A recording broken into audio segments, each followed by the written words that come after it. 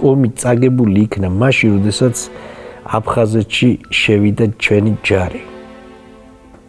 რატო? იმიტომ რომ ეს იყო ხაფანგი თავიდანვე. და ამ ხაფანგიდან ჩვენ ამ ხაფანგში შეგვიტყუეს, ეს იყო შეცდომა, შეტყუება ამ ხაფანგში. მე კარგად მახსოვს ეს პერიოდი და ძალიან ხშირად ცდილობენ რომ ეს ასე ვთქვათ შეცდომა ედუარდ შევარდნაძეს მიაწერონ. თუმცა მინდა გითხრათ რომ მიუხედავად იმისა რომ გარკვეულწილად ყველანი თანამონაწილე ვიყავით ამ ძალიან მძიმე შეცდომის და ედუარდ შევარდნაძეს ალბათ, მაგრამ რეალურად ეს ასე ვთქვათ წინასწარ განზრახული სცენარი იყო რუსეთიდან მოდიოდა და კონკრეტული შემსრულებლები ყავდა და ერთ-ერთი ასე ვთქვათ ამისი თავი და თავი იყო თენგიზ კიტოვანი. მაგრამ აფხაზეთში შესვლას წინ უძღოდა რა პროცესები, რომ ხან რკინიგზა ფეთქდებოდა, ხან ისა, ხან იძარცვებოდა. ეს იყო ქვეყნის წინააღმდეგ მიმართული ქმედებები ღვთისა, რომელსაც ბატონი გამსახურდიას მომხრეები წარმოადგენდნენ. ისინი თვლიდნენ, რომ თუ საქართველოს ეკონომიკას გაანადგურებდნენ, შეძლებდნენ შევარდნაძის ხელისუფლების დამხობა. იგირიდან დაწყებული აძიურმა ოჩამჩირსვა განლაგებულ რკინიგზის შემადგენლობას ანაფეთქებდნენ, ან მთლიანად იტაცებდნენ თვისდებს. არავინ არ მალავს, რომ ჩამოვიდნენ სომხეთის პრემიერ-მინისტრი და ვითხრენ, რომ 7 მილიარდი მანეთის ტვირთები დაიტაცეს მარტო სომხების კუთხით. ამიტომ იყო მიღებული გადაწყვეტილება ერთობლივი პატრულირების შესახებ და ეს შეთანხმებული იყო არძიმბასთან სხვათა შორის. ნუ ეხლა ის მუხანათი კაცი იყო და ბუნებრივია იმ ინტერესებიდან გამომდინარე, რაც მათ ამოძრავებდათ. ერთს ამბობდა, მეორეს ფიქრობდა, მესამეს აკეთებდა, მაგრამ რუსებიც იგივეს აკეთებდნენ. ეს რომელიც არ იყო ჩაფიქრებული როგორც სამხედრო ოპერაცია, კიდევ იმეორებ ეს ყველაფერი დოკუმენტები, ეს ნახაზები, სხემები შემონახულია და მე მინდა რომ მოსახლეობა მიცოდეს, როგორი იყო სინამდვილეში, რა იყო სინამდვილეში ეს ყველაფერი. გაწერილი იმ საქმეებში მთლიანად არის აღწერილი ჩვენ სასამართლოში რაც გავგზავნეთ. მთლიანად გეგმა, ნახაზები, სქემები და ეს ამოღებულია და დადებულია იმ სტენოგრამებთან ერთად, სადაც ეუბნება და აფრთხილებს ყველას. ეკრძალებათ ქალაქებში და სოფლებში შესვლა. არავითარი მოსახლეობასთან კონტაქტი, არავითარი გადასვლა, მხოლოდ რკინიგზის დაცვა, სიგარეტის საყიდლათაც ვერ გადავა ისა, მომარაგებული იქნება ამის და უჩაძე გამოყო გენერალი ამასთან. ეს მასალები ყველაფერი იქ არის. უნდა იყოს სამ ადგილზე, სამტრედიასთან, სოხუმთან ახლოს დაბანაკებული და ლესელიძესთან ახლოს დაბანაკებული. და აი გააცილონ მატარებლები.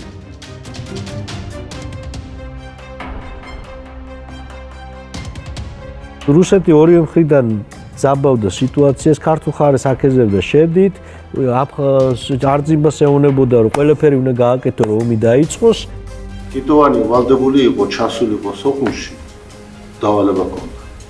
და ეს სქემა, გეგმა გაეცნო არძიმბასთვის, რომელსაც მე წინასწარ ველაპარაკე და შევთანხმე აი ამ ოპერაციის ჩატარების აუცილებლობა. და ეს მან არ გააკეთა. და კიტოვანმა გაიარა სოხუმის ცენტრში.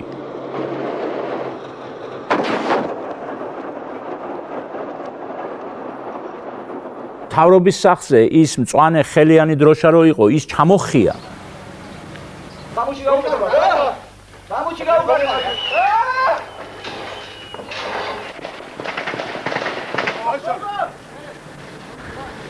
მოდი ზუბალა.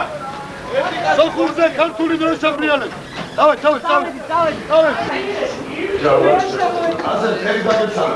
ქართული დროშა ბრიალებ. ანუ დემონსტრაციული რაღაც ნაბიჯები გადადგა. ეს იყო პროვოკაცია წმინდა წყლის. ეხი გადაადგეს თუ არა ენგურზე და აფხაზეთის ტერიტორიაზე შევიდნენ, ეგრევე რუსებმა დააწყებინეს სროლა სეპარატისტებს ჩვენი ხალხის წინააღმდეგ.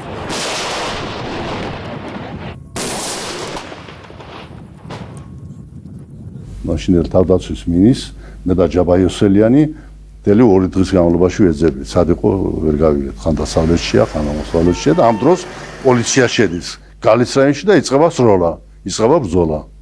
აი ესე დაიწყო ეს ომი.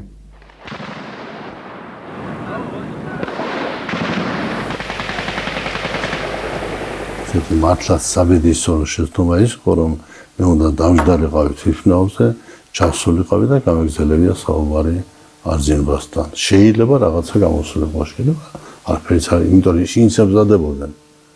ისინი მზად იყვნენ ომისათვის.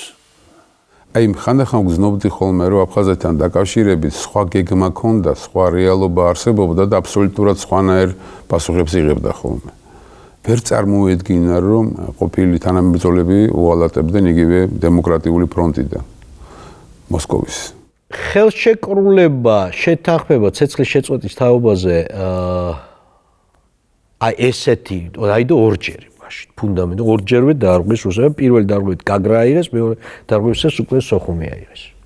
ეხლა ხშირად ისმევა კითხვა, რომ რაღაცე უჯერებდით და სხვა რა გზა გქონდა რომ სოხუმის იერიშის განახლებამდე, რა თქმა უნდა, წინ უსწრებდა ისე როგორც ქართველები ჩვერია ღალატი. ჯერ იყო ძალიან დაიძაბა ვითარება სამეგრელოში და არა მარტო ზუგდიდიდან უკვე სენაკი აბაშა მთელი სამეგრელო დაიკავეს, გამოვიდნენ ფოთში, გამოვიდნენ ვანში, მოადგნენ სამტრედიამდე.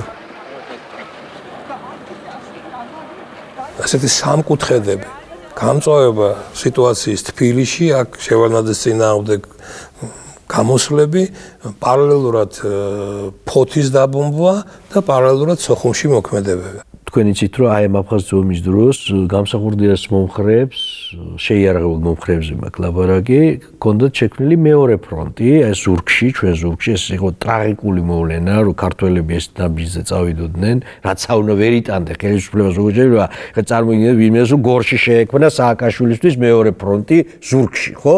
ეს ხო ღალატია, რაც აუნა არ გიყვარდეს. სამშვიდობო ხელშეკრულება იყო დადებული აფხაზეთში და სული უნდა მოეთქვა ქვეყანას პრაქტიკულად იძულებული გავხდით, რომ ნახევარი სამხედრო ძალები გადმოგვესროლა დასავლეთ საქართველოში, რომ რამენაირად ეს იერიშები შეგვეჩერებინა და მანქანა გამოვიყვანე, არაფერი არ მაქვს, სახლი დამწვარი მაქვს, ეზო ყველაფერი და ის კიდე მარტნევენ ეგერ და დამეყვან. რა ვიცი ბიჭე, მე ვიდან და მარტნევენ იგი. სად არიან, რომელ ქუჩაზე ხარ? იმის ლუქსემბურგის ქუჩაზე ვარ 9 ნომერში. დაგვეღმან შენი ჭირი მე დამეღმანე. არაბელი არ გამაჩნია. მუგეშინია გასო, ასვია გასნა.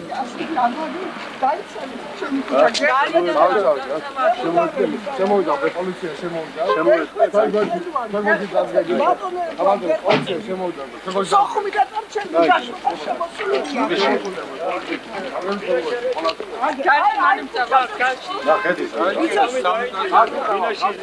ბინაშერია შესული? ბინაში არა, უყრიდან არ გაიჭირა.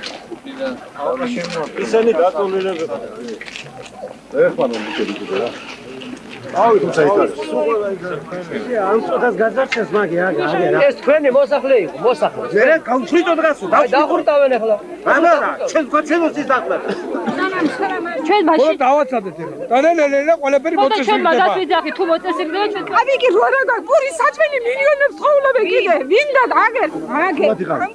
რას უნდა გავაკეთოთ, მე თვითონ ვიცი. ალბათანო არის მაშინ მოსული. გეღობა და ცივილ რაც იყო. ერთი წლის მაშინ მოსულიყავი მე და არ შემოვიშვი ზუგდიდში. ყველაფერი წესრიგში იქნებოდა.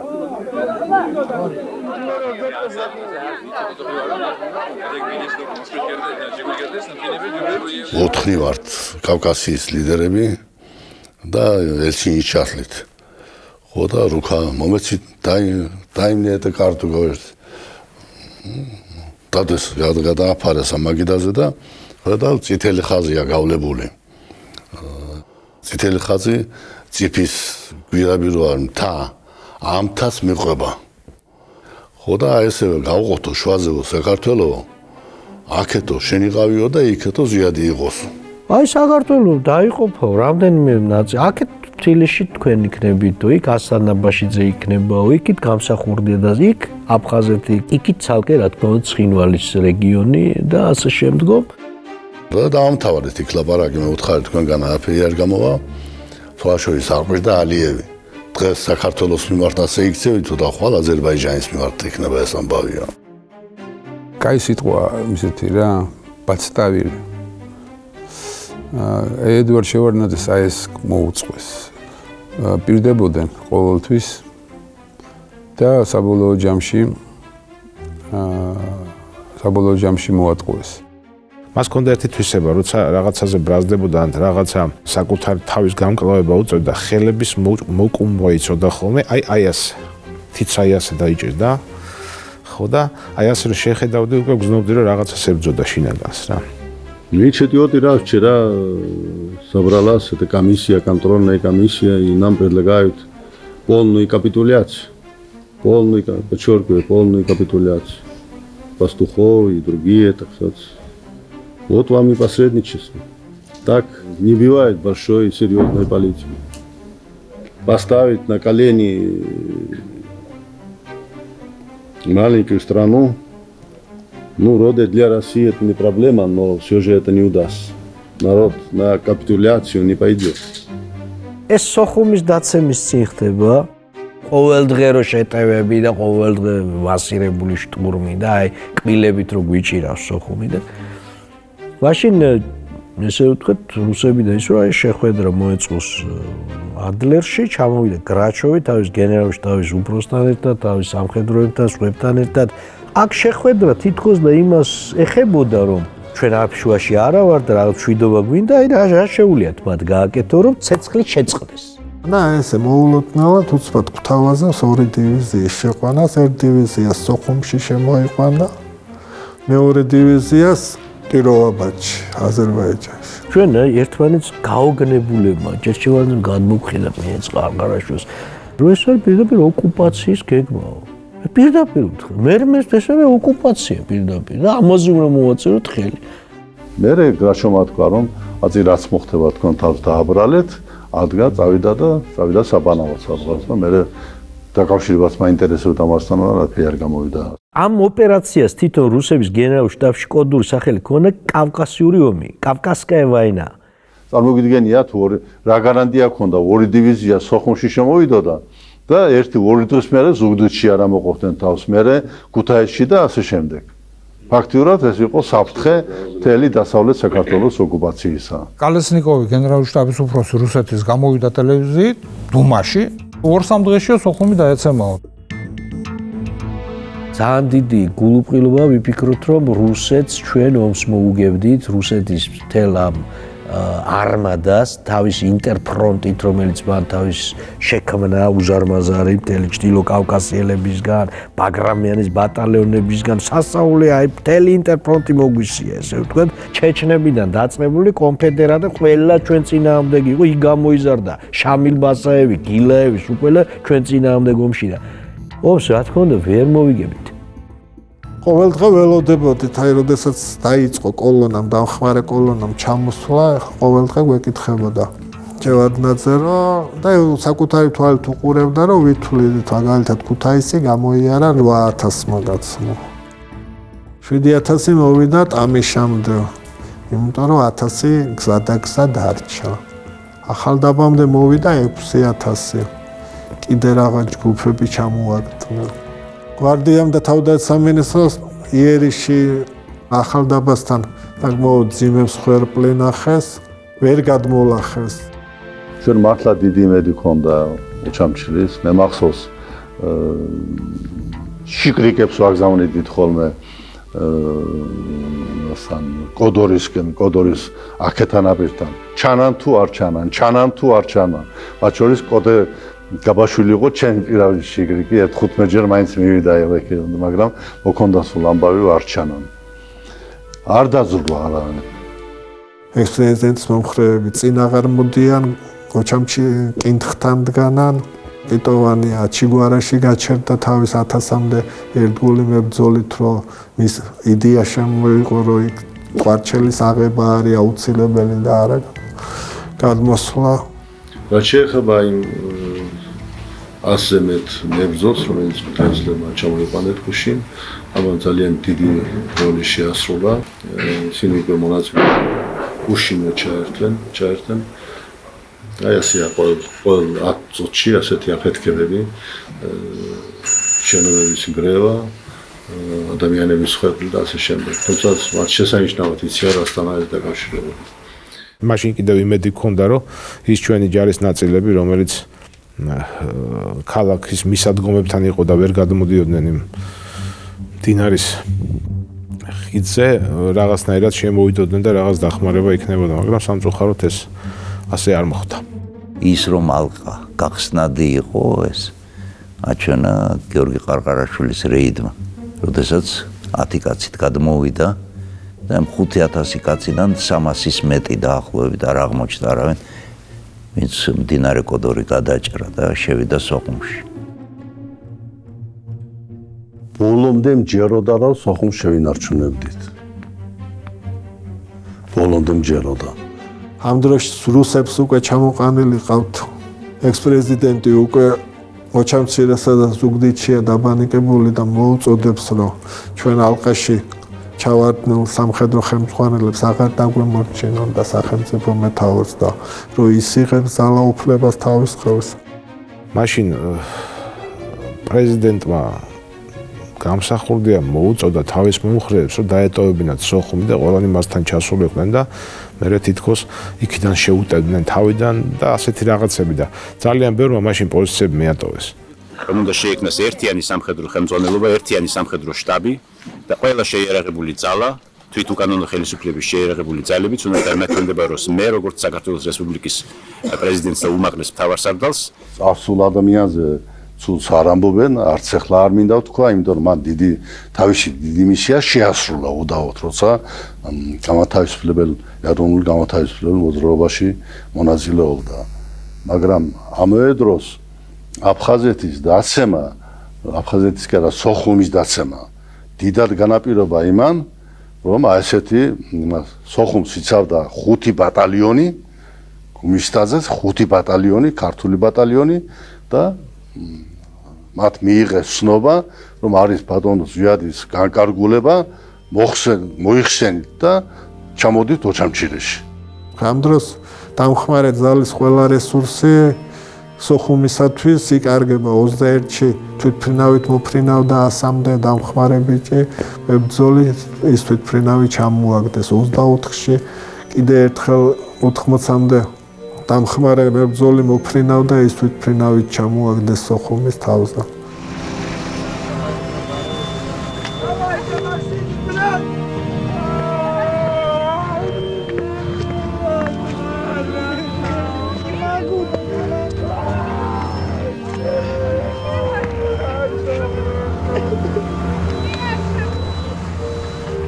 მუშინდელი გამყიდველობის და მუხანათობის შემდეგ მე ახლა ჩიხში ვარ და ვერ ხედავ გამოსვლას. ხალხი მაშინ იყო, როდესაც დაიწყეს პოზიციების მიტოვება ჯარისკაცებმა და ყველა ამბობდა, რომ ბრძანება გვაქვს მიღებული. მოღალატეობრივად ჩააბარეს, ეს იყო ფუნიკულორი. და მაშინ უამრავი ბიჭი დაიხოცა, დაიჭრა, მაგრამ იმ სიმაღლის აღება შეუძლებელი იყო, აღმატებული ძალები ყავდა მტერს მაშინ. აი ამ დონეზე იყო ღალატი და ეს სერიოზული ღალატი იყო. როდესაც ნაწილებმა, რომლებიც არ ბრძოლაში მიუღიათ მონაწილეობა, საკმაოდ დასვენებული და კარგად შეიარაღებულები იყვნენ, ვარ ითქვეს სოხუმში შემოსვლაზე. მე დიალოგებიც მახსოვს და ადამიანებიც მახსოვს, როდესაც ერთ-ერთ მეთაურს უთხარი, რომ ნახევარსაათში გავდივართ კოდორზე, უნდა გადავიდეთ მეთქი და ჩემი მეთაური სხვა არისო. ამის შემხედვარე უკვე ჩემი ერთგული გვარდიელებიც და ხელისუფლების მორჩილი გვარდიელებიც და სამხედრო ხელმძღვანელები უნდობლობას აცხადებენ, რომ თვლიან, რომ ისინი თუ სოხუმში შემოვლენ, ექს-პრეზიდენტის მომხრეები ესვრიან მათ ზურგში. რომ იძახდნენ ისინი, რომ არაფერი არ მოხდა და ჩვენ არ ვაფეთქებდით და ჩვენ არ ვანგრევთ, ეგ დართულია. დღესაც მოქმედი თანამდებობის პირების ის გამსახურდიას როგორ მიმართავენ 24 სექტემბერს, რომ რის დახმარება სიული რომ ურეკავს იქ. ათასობით ხალხი ჩამოდის საქართველოს ყოველი კუთხიდან და სამეგრელოს აქ მონაწილეობის გარეშე გადარჩება ეგ საქმე, კარზია, მომგარიში, შემოსულები არიან შიგნით და დანარჩენი გავარჩიოთ მე. ვიქცე რა მდგომარეობა აქ არის დამთავრებულია ყველაფერი და დამთავრდება სცენარში. თქვენ იცით მე ჩემი ძირები იქაც არის და დამთავრდება ეს ყველაფერი. ეხლა არ არის ამის გარჩევის დრო. მე პირადად ჩემი ამბიცი თქვენ არასოდეს არ გთხოვთ. მე არასოდეს ჩემი პირადი ამბიცი არავინ არ მიწოვია და არც არ გთხოვთ თქვენ, მაგრამ თუ თქვენ რაღაცა დაგჭირდება და თუ შემეძლება მე ამოგიგებით გვერდი. ეხლა საქართველოს უნდა ამოვუდგეთ ყველანი. მე ასე მგონია, მე გეუბნებით აცურად და დანარჩენი როგორც თქვენ გინდათ ისე გადავწყვეტეთ. ულტიმატუმს თუ მიღებთ, მე ეს არ არის ასე დროს, ეს არის ხამარწვეს დარტყმას ნიშნავს და ეს ვაჟკაცხალს არ ეკადრება ხამარწვეს დარტყმა. ეხლა უჭირს საქმე და თუ მოდიხარ, ამოდით და გააკეთეთ საქმე და დანარჩენზე მე ვლაპარაკობ. მე ჩემი საზღვარი გითხარით და ათი თქვენიც. და იმ საღამოს ზუგდიდში შტაბში ხდობა აქვს. გამსახურდიას და იქ დაჟინებით ეუბნებიან და არა, ეხლა ჩვენ დროებით ჩავაბაროთ აფხაზეთი, რომ ეს ტოლვილები წავიდნენ და ხუტა გადააგდოთ თბილისში. აი ეს არის უდიდესი უბედურება საქართველოში და ჩვენ არ დავუშვებთ ამ მორალატური კაპიტულატური ხელშეკრულების განხორციელებას. მთელი საქართველო ფეხზე დადგება და ხუნტა ჩაქოლავს და აფხაზეთს დაიბრუნებს. ოჩამჩირეში როგორ უნდა დაეცეს ყველაფერი, ეგრე ყველაფერი და შევარდაძემ ჩაამარაო, მე იქამდებიდის, ხო? იქ გვარებითა და სახელდებით არის იქა. აფსაძე და გუგუშვილი და ყველა და არ შეხვიდეთ და არ დაეხმაროთ და გამსახურდიას და მისი ცოლის საუბრები. ეს ყველაფერი არის რეალურად თავის აუდიო კასეტები. ჯაბა იყო იოსელიანი მაშინ და გამოვიდნენ და წავედით ქალაქის ცენტრში. ამ დროს ქალაქის ცენტრი იბომბება, თითქმის ყოველ სანტიმეტრი იბომბება და ძალიან დიდი საშიშროება. ყველანაირად ვეცადეთ, რომ არ გაგვეშვა. მაშინ გვაგინა, გლანძღა, უკანასკნელი თქვენ ახართ მოღალ, რა ვიცი, ყველაფერი გვითხრა, ოღონდ ეს იგი რომ რატო ემაშებით, თქვენ შიშრებულად რაღაცები იყო ესეთი და მოკლედ მისი მანქანის გასაღები, ესე ვთქვათ, დავმალეთ. ამ დროს უცებ სხვა მანქანა გაჩერდა და ჩახდნენ პირდაპირ ამ სიტყვის მნიშვნელობით ჯაბადა და წაგვიყვანდნენ ძღოლს და გავეკიდეთ უკან, რა უნდა გვექნა, გავედით სოხუმის ცენტრში. სხვაშორის მე და ჯაბა ჩავედით დაბლა და ეს ბატალიონები რო გარბიან, დავდექით ასე პირდაპირ. მიჯებო რა შევია, არა, ყველაფერი დაკარგული. დაუბრუნდეთ, თქვენთან ვიქნებით, თქვენთან მოვდივართ. არა, უკვე გადაწყვეტილი აქვს ყველაფერი.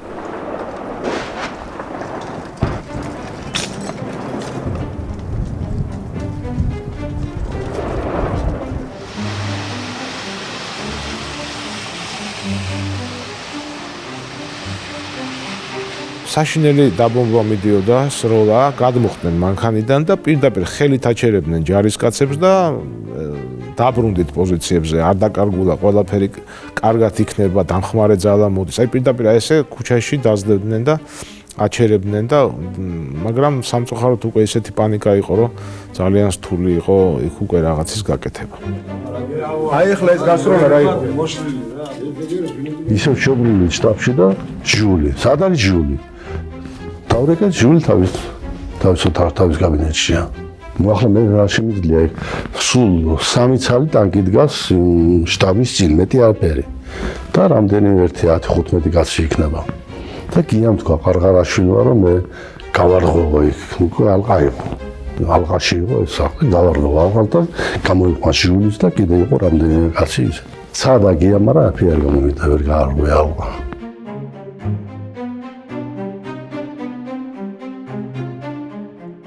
სოხუმის ბოლო დღეები იყო და როგორ მოხდა იქიდან მისი გამოყვანა და როგორ არ უნდოდა იქიდან გამოსვლა, სანამ პირდაპირ გითხრა, სანამ შარტავას არ გამომიყვათ, მე აქედან ფეხის მომცვლელი არა ვარ. მაშინ იდგა საკითხი, შევარდნაძე უნდა გაეროში გამოსულიყო ამ ამბავთან დაკავშირებით და გაფრენილიყო უნდა ნიუ-იორკში. და მაშინ ყველა მუთხრა, რომ ეს აუცილებელია თქვენი თბილისში ჩასვლა, რათა მსოფლიოს ემცნოს რა მოხდა აქა, რათა კიდევ ესე იგი რაც გვაქვს ის შევინარჩუნოთ და თლად თავზე არ დაგვემხოს ყველაფერი. იმიტომ პლუს უკვე იწყებოდა სამოქალაქო ესე ვთქვათ ომის ესკალაციაც. ეს იყო ესე იგი ჩემ ცხოვრებაში ყველაზე დიდი განცდა, მწარე განცდა, სიმწარის და შინანომის და ტრაგიზმის. ეს იყო სოხუმის დაკარგვა. სოხუმის დაკარგვა, როცა მე დავინახე, რომ უკვე ორჩა გათავდა. სოხუმი დაკარგულია, ესე იგი ფაქტიურად აფხაზეთის საკითხიც შემოbrunდება ეხლა ამ ეტაპზე შეუძლებელია. ელცინმა რო დაურეკა, ეხლა გამოვაგზავნე თვითრენავსო და შენო ევაკუაციას გაიკეთებენ და надо если вам говорят, я не нравлюсь здесь, ай сохум роется. Ну зачем люди убивают? Зачем это самое? Если я вам препятствую этим вопросам. Аутиман раут раехидам, я отсюда говорит, никуда не пойду, мне не нужен вас самолет. Თვითრენავსო ახლა შევაჩერებ 2 საათით ბრძოლას, დავსვამ თვითრენავსო. ეს კაბინეტში მე ვიჯექ გვერდზე ლაპარაკობ. რომ დაამთავრა ეს ხოლმე დადვაზე ერთი მაგის დედაცვატირე. საერთოდ როგორ გადარჩა, როგორ გაფრინდა სოხუმიდან ეს დღესაც ჩემთვის მაგალითად მე აზრი არ ვარ, იმიტომ რომ სოხუმი თითქმის დაკარგული იყო, აჯუბჟა იყო სოფელი აეროპორტთან, რომელიც აფხაზების ხელში იყო და იქიდან მიდიოდა, ასე ვთქვათ, ცეცხლის იხსნებოდა ნებისმიერი მიმართულებით თუ რამე გაივლიდა. რა ძალისხმევა დაგჭირდა და რამდენი განსასწრელი გავიარეთ, სანამ სოხუმის ავიაქალაქში ფრინავებს მოვძებნიდით, ეს უკვე მეორე თემაა. მე მგონი ნაწილმა მისი დაცვის რაზმაც კი ვერ გაბედა იმ თვითფრინავში ჩაჯდომა გამოსაფრენად კოდორიდან გამოვიდნენ ისინი ფეხით. ფრინავები და კიდევ მთელი რიგი შემადგენლობა, მათ შორის ვინც ჩვენ გვახდა, დაჯდნენ ბანკბოლ მანქანები რაც იყო ტრიალებდა, რაღაც მანქანებზე, გრუზავიკებზე და ყველანი წავიდნენ. და ძალიან ცოტა ხალხი დავრჩითა დროს. იქ უკვე იყო სიტუაცია, არავინ არავის არ ფიქრობდა. ჩვენი ფრინავის წინადღის დაბომბვის შედეგად დაზიანებული აღმოჩნდა და იძულებული გავხდით რესურს გასული თვითფრინავები როგორღაც დაგვექოქა. ეს ამაზე შეიძლება ფილმი გადაიღო. ხო და მე როგორ მოხდა ჩვენი გამოფრენა სრულიად მოულოდნელად სოხუმიდან ეს რესურს გასული თვითფრინავით, რომლის ღრიჭოებიდან ესე ვთქვათ და რომლის ნასვრეტებიდან ყველა მხრიდან ქარი უბერავდა და წყალი ჩამოდიოდა, რომელიც ალბათ მანამდე აწვიმდა და ათოვდა იმ თვითფრინავებს და მის კორპუსში ჩადგა. ამ თვითფრინავით გამოფრინით იქიდან. ძალიან მძიმე დღეები იყო ეს, ძალიან მძიმე და მე ვფიქრობ, რომ ბევრი სახელმწიფოს მეთაური არ არის, რომელიც ეგეთ დღეებში თავის ხალხთან ერთად იყო წინა ხაზზე. ეს არის, მე ვფიქრობ, განსაკუთრებული მომენტი შევარდნაძის დიდ ისტორიაში, რომელიც მას თავს გადახდა პოლიტიკაშიც და ცხოვრებაშიც.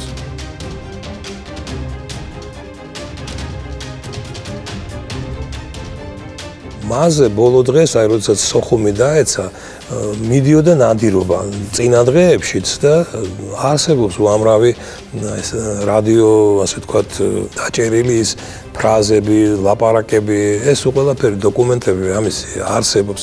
როგორ ესაუბრებიან ისინი ერთმანეთს, აფხაზები, რუსები და სხვადასხვა სამსახურები, აი ახლა სად არის, მას თავისი ეს ჰქონდა, ასე ვთქვათ, კოდურ სახელწოდებას შევარდნაძეს და ახლა ეს იქ არის, აქ არის, ახლა აქიდან გაუშვით ეს ნადირობა იყო. პილოტმა განაცხადა თითქოს რადიოში, რადიო გადაჭერა მოხდა, რომ ესეთი იყო ბისტრა სიდოი უხუდით. ესეთი სიტყვები დაიჭირა. ორი, ესე ვთქვათ, რაკეტა გვესროლეს. დავინახე. ფანგეს დაბლა ვიყურებოდით, მაგრამ ისე სწრაფად აიღო სიმაღლე, გაუცებულები ვიყავთ, მე ესეთი რამე არ მინახია. გაყინული სახით იჯდა შევარდნაძე თვითფრინავში მახსოვს. მე მოხდა ისე, რომ უკვე ფოთის თავზე ვიყავით, გამოვიდა ბორტი ინჟინერი იყო თუ არ ვცდები მაშინ და ფოთის თავზე ვართო და ნუ ახლა ამხელა განსასწრელი, ამხელა მაში ვართ, რა ქვია, მძიმე სიტუაციაში ვართ, მძიმე სიტუაციაში, იმიტომ რომ ჯერ ერთი დამარცხებული ტოვებს ოხუმს, ტოვებს შენს მიწა-წყალს. მოდი ხარ, არ იცი ვის რა უთხრა, იქ უამრავი ადამიანი დაიღუპა, მათ შორის ერთი ჩვენი ყოფილი თანამშრომელი მაშინ ვოვა მურადოვი, რომელსაც აი ბოლო დღეებში ჩვენთვის ტანსაცმელი და პირადი ნივთები მოქონდა, იმიტომ რომ ჩვენ სოხუმში მოულოდნელად გავფრინდით, რომ ვერაფრის წაღება ვერ მოვასწარით და პირდაპირ ესე ვთქვათ, ქალაქის სამუშაო ფორმით გავფრინდით და ცალკე ეს განცდა, ცალკე ის ყველაფერი, რაც იმ ბოლო დღეებში ჩვენ ვნახეთ, ბევრი სიკვდილი, უბედურება, გაჭირებული ხალხი, ძალიან რთულია ამის გადმოცემა და ემოციის გარეშე ელაპარაკო ამაზე ფაქტიურად შეუძლებელია. მეორე განსასწრელი დაგვიდგა წინ, ფრინავმა გითხრა, რომ ფოთში ვერ დავჯდებოდით, იმიტომ რომ ასაფრენი ბილიკი იყო მოკლე. ქუთაისამდე საწვავი არ გვეყოფოდა. და იყო ერთადერთი გზა აჭარა, ბათუმი. ბათუმში დავჯდებითო. მაინცო ისე გააკეთეო, რომ მე აქ არა ვარო. ისე გავაკეთეთ მაშინ, რომ იქ არ გამოჩენილა. გამოვედი და დავხვდე ვინ არის მეოთხარი, ერთი ბიჭი გამოვიყვან ჩემი სპეცნაზელი რაღაცა, გადაიხვია და დაჭრილები არიან მეთქი რაღაც და კაი და საწვავი ჩავასხით და შეიძლება იცოდნენ ვინც იყო, მაგრამ ყოველ შემთხვევაში ესე ჩაიარა ამ. ეს ნიშნავს, რომ იმ მომენტში მას ნდობა არ ქონდა არავის. წამოსვლაზე ვარესი ჩამოსვლა იყო, აქ ჩამოსვლა. და საოცრად მძიმე იყო თბილისში დაჯდომის წუთები და თბილისის მიწაზე აი ფეხის დადგმის წუთები, იმიტომ რომ აი ზუსტად იმ დროს მოხდა ის ყველაზე დიდი ესე ვთქვათ ემოციური განმუხტვა ჩვენში, იმიტომ რომ ამ დროს იძალა ცრემლმა, აი მაღალი ხმით ესე ვთქვათ ღრიალმა, რაღაც სასწაული იყო, ძალიან ძნელი გასახსენებელია ეს ყველაფერი და ომები მოუგიათ, წაუგიათ. მაგრამ ახლა ლაპარაკი იმაზეც არის, რომ ღირსება შეინარჩუნო. პარლამენტში არ გინდა მიხვიდე? პარლამენტში ნახევარზე მეტი ოპოზიციონერები იყვნენ. და რა უნდა ქნა ახლა ვარი თქვა ყველაფერზე ხარ შეიძლება ავდექი და წავედი პარლამენტში. და მიუხედავად პოლიტიკური შეხედულებისა, მთელი დარბაზი ადგა და ტაშით შეხვდა მას. ეს ადამიანურმა მსნობამ გაიღვიძა ყოველ მათგანში, მათ იციან მე რას გამიცდი და ასე დროს ადამიანს სჭირდება გამხნეობა და მხარდაჭერა. მე მინდა ასევე ჩვენი ეკლესიის სახელით, ჩვენი მოწმეების სახელით გამოვთქვა დიდი პატივისცემა და თაყვანისცემა თქვენდანი. აი იმ დიდი გმირული სულისკვეთებისათვის, რაც თქვენ ვაჩვენეთ. თქვენ გახდით მაგალითი ყველასათვის. მაგალითი ერისთვისაც და ბერისთვისაც. და ჩვენი ხალხი დიდად აფასებს თქვენს თავდადებას. მუდმივად სილასა და ხარიბდაშორის იყო. და ხალხი ვინც მას ამტყუნებს, პირველ რიგში ამას ამბობს. მიუხედავად იმისა, რომ ეს სილასა და ხარიბდაშორის იყო, იმხელა პოლიტიკოსი იყო, რომ მაინც უნდა იპოვო გამოსავალი. ეს მაინც უნდა იპოვო გამოსავალი, ეს ძალიან რთულია. უდიდეს პოლიტიკოსებს ქონიათ ისეთი შავი დღეები, როდესაც გამოსავალი უბრალოდ არ ჩანს და ყველაფრის განჭვრეტა შეუძლებელია. გადახედეთ ჩერჩილის, რუზველტის, სხვების მემუარებს და ნახოთ, რომ ეს ასეთი რამ არის. ერთი რამის გამო ერიდებოდა ამაზე ძალიან ღიად და დოკუმენტებით საუბარს. შეიძლება ამას გამოეწვია კიდევ უფრო მეტი დაპირისპირება ხალხში. აი მისი ხედვა ასეთი იყო, რომ დავაცავთ ეს დადგება, დაჯდება, ამისი დროც მოვა. აქედან ამ გადმოსახედიდან ომი როცა დამთავრდა და ფიქრობდი, რომ ალბათ არც ვიცი შეიძლება მაგ ომის თავიდან აცილება. სხვა გზა არც იყო მოსალოდნელი. ურთულესი მდგომარეობიდან, რაშიც საქართველო იმყოფებოდა. ასეთი იმპერიიდან განთავისუფლება ეს რთულესი პროცესია, რა თქმა უნდა. ჩვენ ხალიჩებს არავინ არ დაბეგებდა და ისე არ გაგვისტუმრებდა იმ იმპერიიდან. რუსეთს საქართველოს ომი შენიღბული ომი გრძელდება. იცი რა თქვა გრაჩოვმა? გრაჩოვი იყო თავდაცვის მინისტრი, გენერალი. გრაჩოვმა თქვა რომ ჩვენ აფხაზეთს ვერ დავთმობთ. თუ აფხაზეთი დავთმეთ, ეს ნიშნავს იმას, რომ შავ ზღვას დავკარგავთ. ყირიმი ხო დაკარგეს. სევასტოპოლი ხო დაკარგეს. ილჩოვსკი ხო დაკარგეს.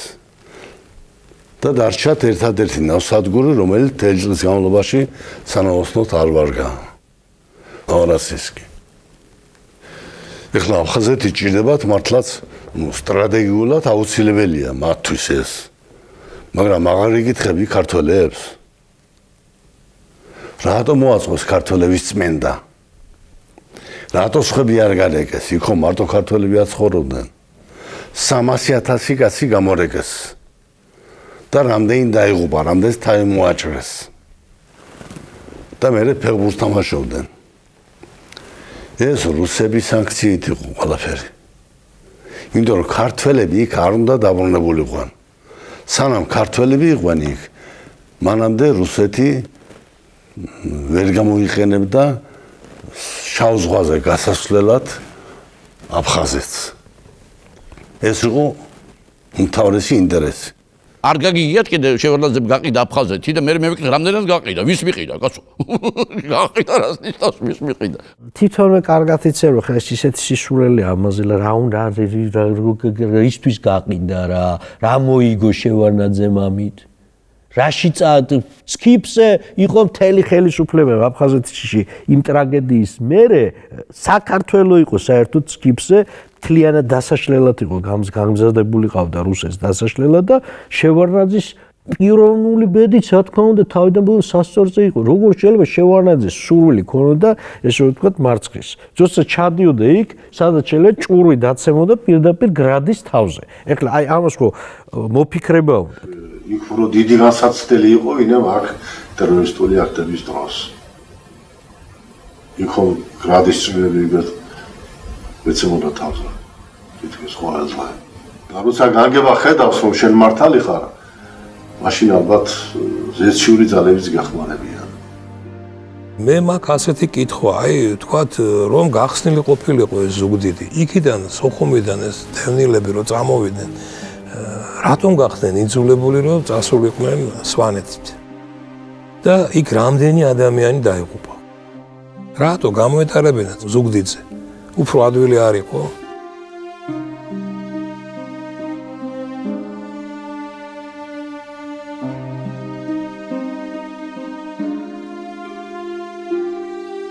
გამაიძულა ისინი იქ აი ასეთი ჯოჯოხეთის გოლგოთის გზა გაევლოთ. სწორედ ღალატი.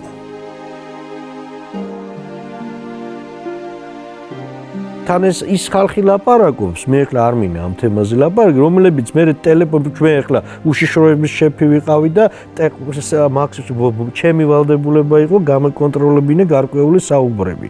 და ერთმანეთს იმეებით და რადიო გადაჭერებს ვაკეთებდნენ, ულოცავდნენ გაგრის დაცემას და უხაროდათ ქართველებს.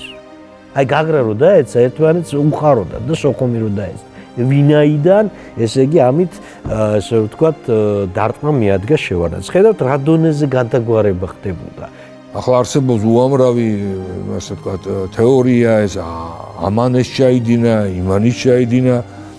იცით რეტროსპექტულად ძალიან ადვილია თავის გამართლება. შეიძლება რაღაც მცირე დეტალი შეატრიალოთ და უცებ მთელი სურათი გამოჩნდება სხვაგვარად. ჩვენ სამწუხაროდ ვერც ამის მოძიება შევძელით ისე როგორც საჭიროა და ვერც საზოგადოებრივი სიმართლის თქმა. ეს ყველაფერი რატომ ხარ ისტორიკოსებმა მარტო მოადეს სისხლის სამართლის საქმეს, რომელიც სასიტომია და განხილულია, მოსამართლე ალადაშვილი იყო და იქ ყველაფერი წერია და ყველაფერი გაანალიზებულია შეგნით და გადაჩენები არსებობს ამაზე. არ შეიძლება ქვეყანაში მოხდეს რაიმე ტრაგიკული მოვლენა და იგი დეტალურად არ გაანალიზდეს, არ მოიძებნოს ის თუ სად იყო შეცდომა ერთი, მეორე, მესამე, რომ თუნდაც შემდგომ იგი არ გამეორდეს. ეს არის კიდევ ერთი სუსტი, ძალიან სუსტი. მე ვიტყოდი მხარე ჩვენი სახელმწიფოებრიობის ჯერჯერობით. ჭეშმარიტება სადღაც დევს და საზოგადოებას მასზე ძალიან ზედაპირული წარმოდგენა აქვს. ჩემო ჟული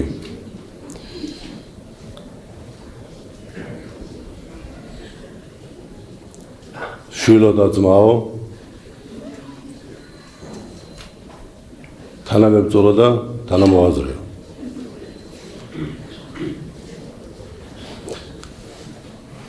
დღეს შენ წინაშე ვერავინ ვერ გამოვა აღებლების გარეშე ყველას გვიჭირს ლაპარაკი მე განსაკუთრებულ სამძიმარი სიტყვებს გადავცემ აფხაზეთს, ჩვენ აფხაზეთს, ქართულ აფხაზეთს, რომლის გადასარჩენადაც ჩვენ სიცოცხლე გაიღე. ნატყვიარები გატყვია.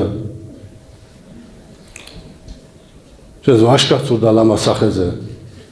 არ დაიშლება საქართველო. არ გადაგვარდება და არ გადაშენდება მანამ.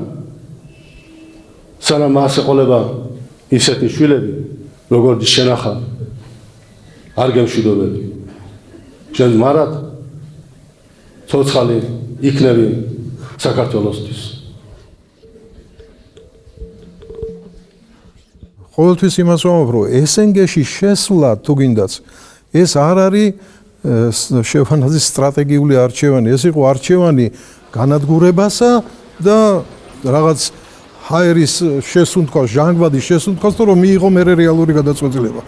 იმიტომ რომ მაშინ რომ SNG-ში შესვლა არ მოხდარიყო, უპირობოდ საქართველო გაიყოფოდა ორ ნაწილად, ეს როგორც მინიმუმ და შემდგომ მოხდებოდა მთლიანად ესკალაცია აი ამ კონფლიქტის მთელ საქართველოს ტერიტორიაზე. საბჭოთა კავშირი დაიშალა და ესეთე რა იყო, არაფერი არ იყო, არც იყო და არც არის სამეურნეო გაერთიანება. მაგრამ რაღაცა პოლიტიკაში შედებოდა რუსებს, რომ ასე უცებ არ დასუსტებული იყვნენ თქვა ტერიტორიულად და არაჩვეულებრივ სწორი გადაწყვეტილება იყო სამოქალაქო ომი დაასრულა და ესეთში შესვლა მაშინ საქართველოსი და პირიქით გადარჩა ქვეყანა. შევარნაძეს იმ მომენტში ნამდვილად სხვა გამოსავალი არ ქონდა. ეს იყო გამომდინარე არა იქიდან, რომ მას რუსეთისკენ მიბრუნება უნდოდა, რუსეთის ორბიტის. კაი, მე მინდა ზუსტად ესე შევ. არავითარი მსგავსი ეს მე ისტორია მაჩვენა, რომ შევარნაძე ისე წავიდა დასავლეთის მიმართულებით ძალიან გაჭრა გზა. ზუსტად ეს დაიწყო ეს პროცესი 95 წლის მერე, მაგრამ იმ მომენტში ცქიფსე იყო მთელი ქვეყანა, სამოქალაქო ომი, ყველაფერი და სხვა თუ დაიხლიჩებოდა მთელი საქართველო, ამიტომ მას სხვა გამოსავალი არ ქონდა დროებით რომ დაერეგულირებინა ეს ვითარება, ამისთვის გადადგა მანეს და უბრალოდ ეხლა ჩემთვის ეს შეუძლებელი იქნებოდა მე ამ დროს ყოფილიყავი, ესე იგი თანამდებობაზე. უშიშროების მინისტრი ირაკლი ბათიაშვილი გადადგა.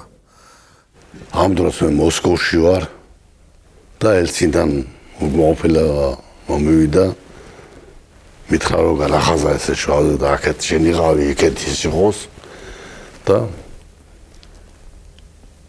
რომ ჩამოვედი გავიგე რომ ფოთი აღებულია. მე ვარ სანტრედიაში. სანტრედიაში ესე ვთქვათ იგეგმება შემოტევა შეერაღებული ბანდფორმირებების და იქ ტარდება თათბირი. ამ თათბირს იგორ გიორგაძე მაშინ არის კიტოვანის წარმომადგენელი თავდაცვის სამინისტროში, მე ვარ უშიშროების მინისტრის მოადგილე, შევარნაძეა ჩამოსული იქ ატარებს თათბირს, რომ აი როგორ გამოვიდეთ ამ კრიზისული სიტუაციიდან.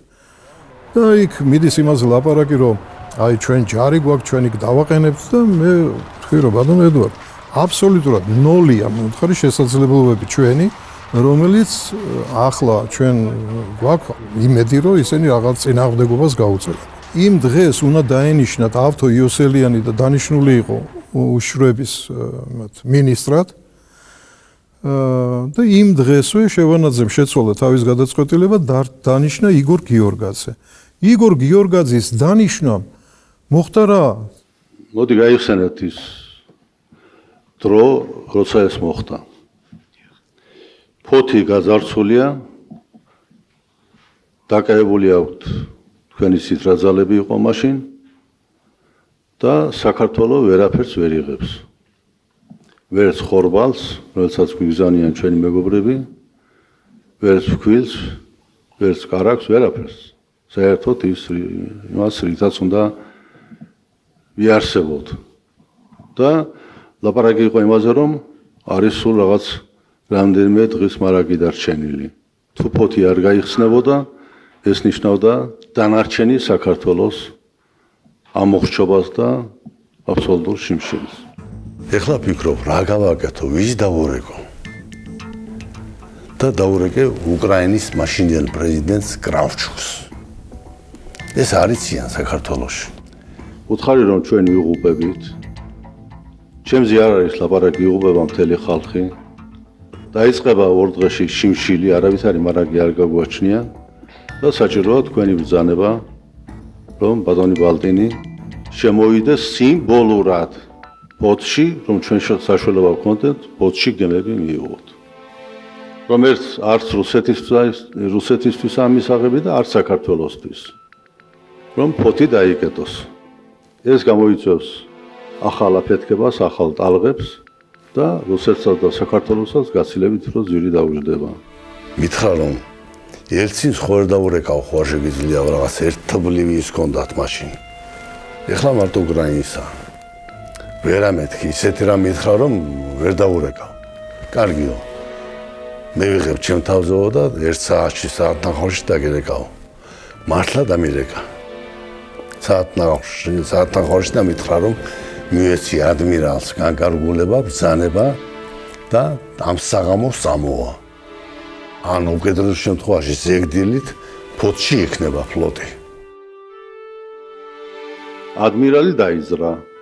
მეორე დილით დაიძრა თავისი არმადით. ახლა არმადას რომ ამბობ, ეს წარმოვიდგენთ, რომ ეს ასობით გემი და კრეისერები და რაღაცეები. მაგრამ იმ პირობებში მას ჰქონდა ძალიან დიდი მნიშვნელობა. კიდევ რა გააკეთეს? გარდა გემების შემოყვანისა, იმისაც რომ გემები დაცული ყოფილიყო, ქალაქის ნახევარი მათ აიღეს თავიანთ კონტროლის ქვეშ. და ფოთში დამყარდა წესრიგი და დაიწყო გემების შემოსვლა. და უნდა გითხრათ, რომ არც ერთ საბრძოლო ოპერაციაში ბალტინი არ ჩართულა. და მისი ჯარისკაცების მატროსები, მეზღვაურები, არც ერთ საბრძოლო ოპერაციაში. ეს იყო ისტორიული მოვლენა საქართველოს ცხოვრებაში. აღარ გამოდგა ის რუქა, რომელიც კრაჩოვმა დახატა და ელცინმა მაჩვენა შუაზე გაყოფილი საქართველო. ერთ მხარეს ერთი პრეზიდენტი, მეორე მხარეს მეორე პრეზიდენტი, ეს ახალი დაშლა იყო ქვეყნისა და ასე უკრაინამ გადაარჩინა მაშინ საქართველო. ფოთი გადაარჩინა და ფოთის ამ გზით გადაარჩინა საქართველო. მან გადასარევად გათვალა, რომ ის ახლა ხო იცით როგორც ხდება, ყველა ამბობს, რომ აი როგორც რევოლუციის წინა დღეს, ყველა ზომები მიღებულია ბატონ ედვარდ, არაფერი ექსცესი აქ არ მოხდებოდა, მერე კარებებს აღებდნენ, ხო? ანალოგიური იყო იქაც.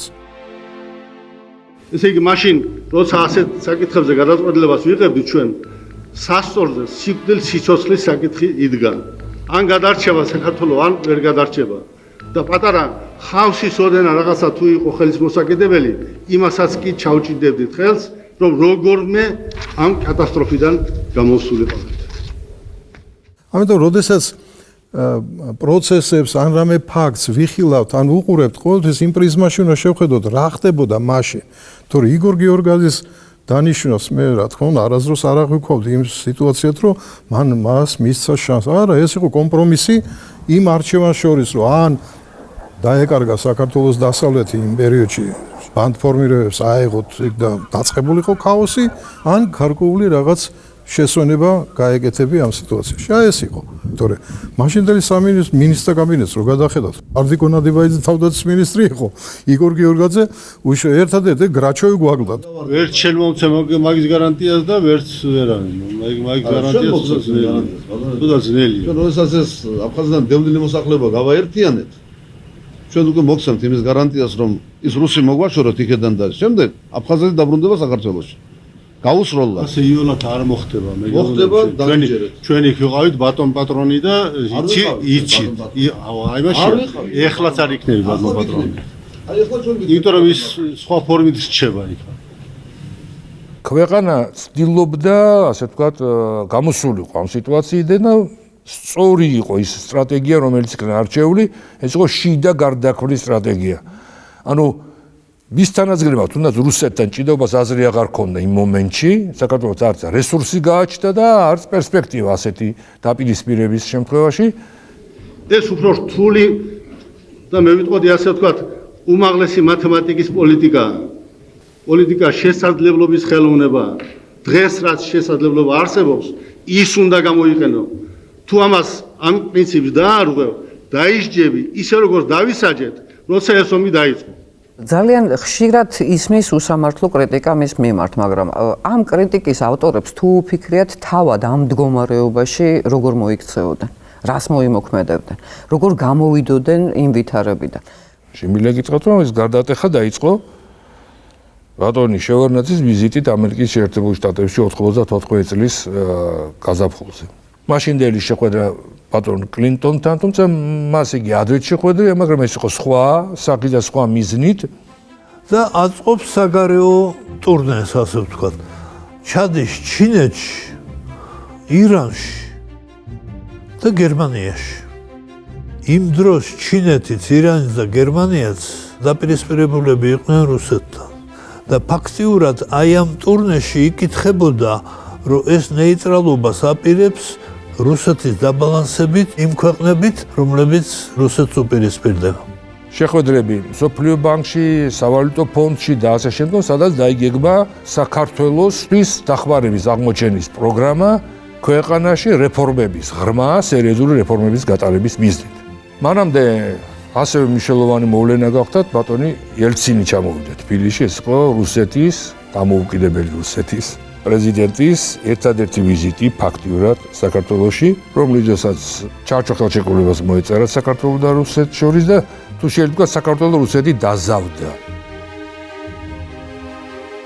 ვეძებდი გზას, რა უნდა იყოს ისეთი ლაკონურად გამოთქმული, ისეთი იდეა, რომელიც საქართველოს დაუმკვიდრებს, რაღაც ფუნქციას მიცემს, ადგილ დაუმკვიდრებს თანამედროვე მსოფლიოში.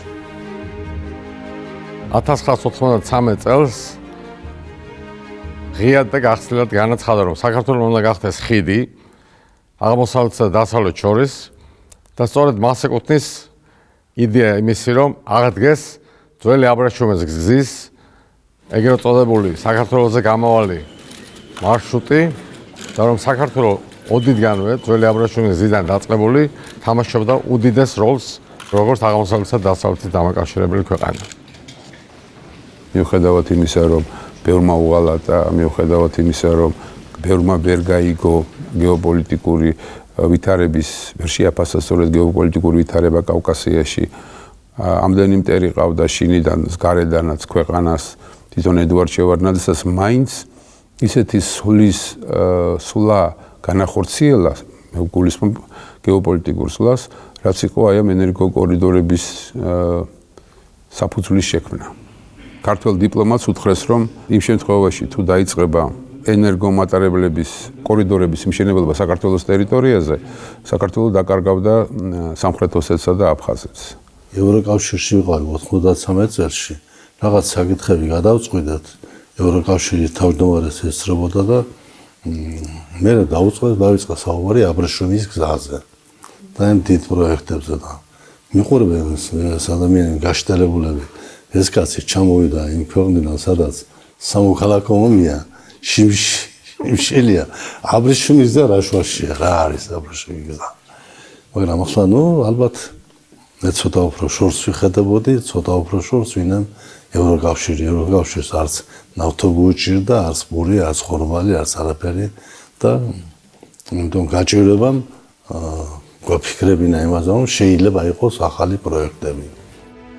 ამან პრაქტიკულად რეგიონს და ჩვენს ქვეყანას ფუნქცია განუსაზღვრა. ეს ძალიან მნიშვნელოვანი სვლა იყო. მე ვთვლი, რომ თუ აფხაზეთი იყო წარუმატებლობა, ისი როგორც სახელმწიფო ლიდერის და ის ამას განიცდი და ჩვენ ამაზე გქონია საუბარი, ენერგოკორიდორები იყო მისი უდიდესი წარმატება.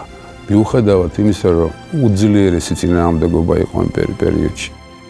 და ზუსტად რამდენიმე ხანში მოხდა ტერორისტული აქტი 95 წლის აგვისტოს ტერორისტული აქტი. ეს პირდაპირ დაკავშირებული იყო აი ამ ამბებთან.